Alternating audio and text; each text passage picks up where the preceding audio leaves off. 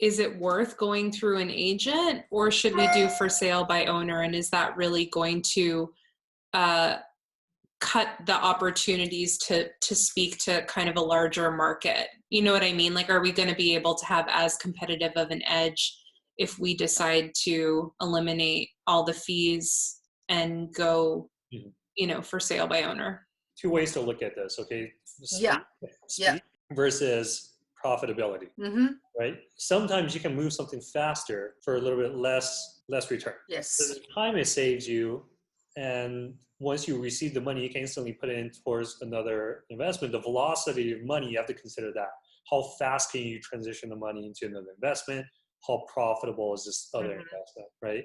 So, the time factor, are you guys in a rush? Are you guys in a hurry?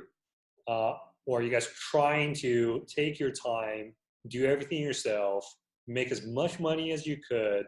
Which is it, like, piece of idea? Well, right now, I don't know, because I don't know how the market's going to be during this period. I just know what I want to get for it, according to comparables that have sold not too long ago, and square footage cost and all that. I don't want to sell it at a loss, but between selling it at a loss and selling it at a profit, there's... If you hold it and you rent out the property, would you be at a loss, or do you know what percent? That I do not want to do, because we just spent too much money on fixing this place. What about a cash out refi?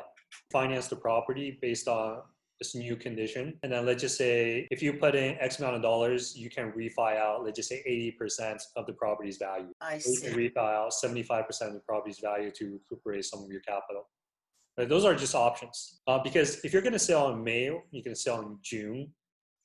Don't have your hopes up. Because as of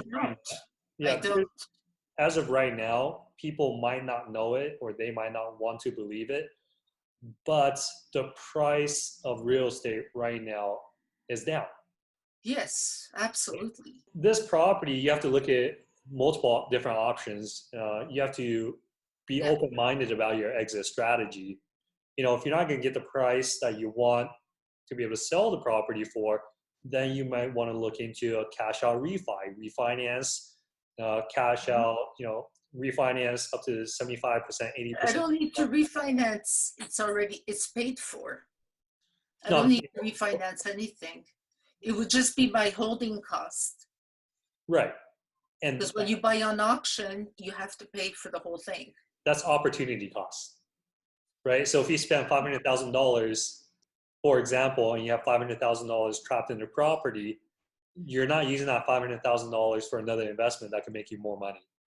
So even on the surface, you're not losing money, but in actuality, you're losing money in opportunity costs. I'll give you one example. If you have $1 million trapped in equity right now somewhere, yes, that $1 million could be making you $10,000 a month. Correct.